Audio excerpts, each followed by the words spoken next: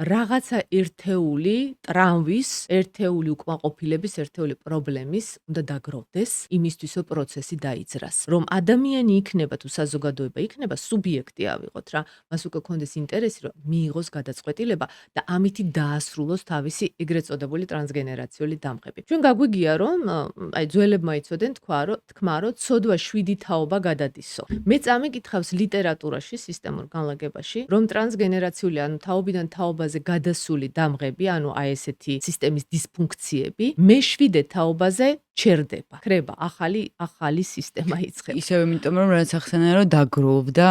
ხო, რაღაცა ხდება. და რაღაცა იმ მე-7 კრიტიკული თაობამ მასა ხო შეიქმნა გადაწყვიტა უკვე. რომ პირობითად წერტილი დაესვა? ესე იგი არის ესეთი რა, მე-7 თაობამდე, ანუ მე-7 თაობაზე ნულდება. სისტემა ნულდება და ახალი იწყება. ეს არის რაღაც რო გვესმოდეს უფრო აი სამყაროს გონიერება, გარკვეული რეფრეში არის რა, რომ განახლების ციკლია გარკვეულწილად, ხო?